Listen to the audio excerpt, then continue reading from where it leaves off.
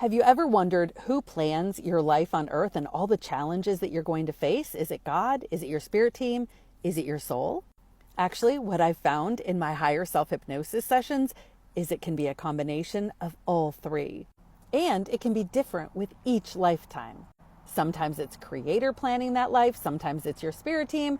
Sometimes it's you with your spirit team. But keep this in mind. You are God. You are a fractal of God, and so is everything else. So if your soul, if your spirit team, if anyone is planning your life, it's still always you, that fractal of God.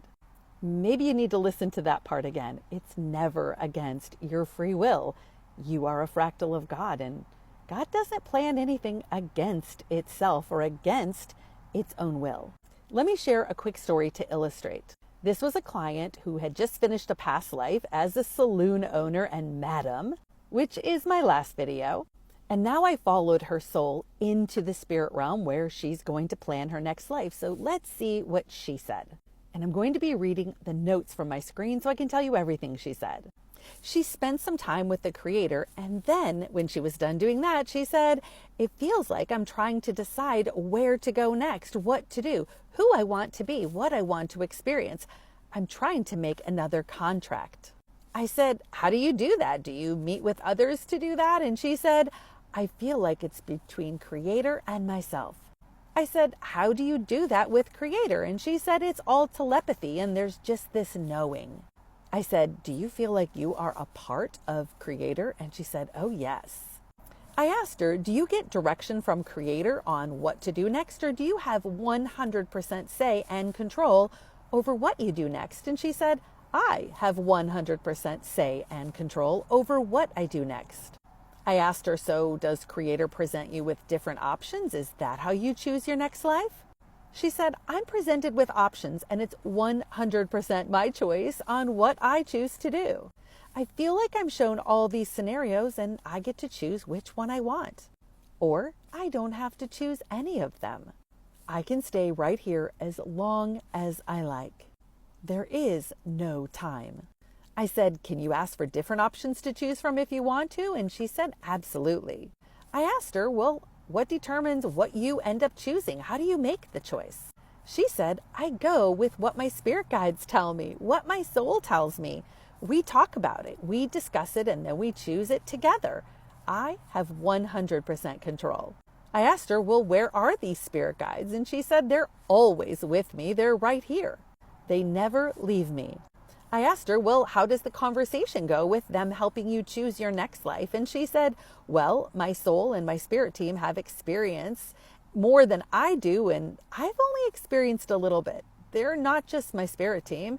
They are other people's spirit teams too, except my soul. That's mine. My soul is my soul. And they have experience way more than I have." I said, "That's why their advice is so helpful, right?" And she said, "Yes." I asked her, "What kind of role does your soul play in deciding the next life?" And she said, "It is my soul who decides." I said, "Your soul is the one that makes the final decision?" And reading again from my notes, she said, "Yes, depending on what I need to learn or what I need to experience." I asked her, "Would you say that your soul has a plan that it's trying to follow?" And she said, "Absolutely."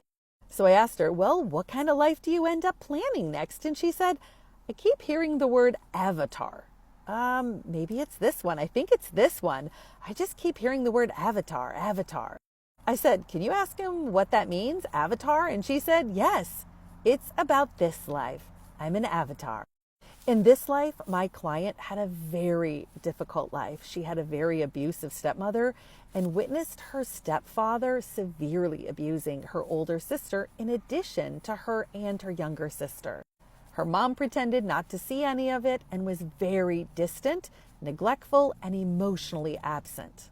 So I asked her, "Why did your spirit team think this life would be a good one for your journey?" Her higher self responded by saying, "They said I would learn a lot of lessons in this life and it's necessary for my spiritual growth. I wanted to come here now for the purpose of connecting to Source more than how I was connected before.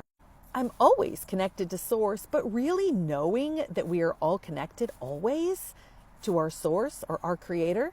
And I guess I was not always sure of that, but now I am.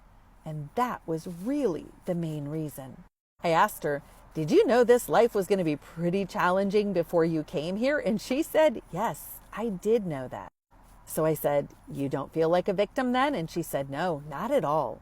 I said, you don't think it was unfair for you to experience such a difficult life? And she said, no.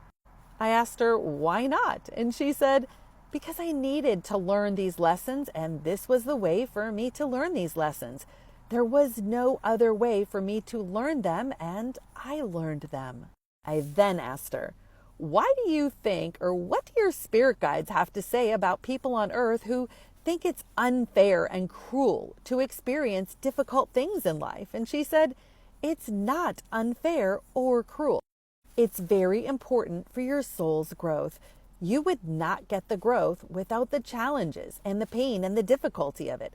It will be difficult, but we have got you. We've got you, and you will get through it, and you will be fine. It is necessary, though. My spirit guides are telling me that they will never leave me. We are always with you.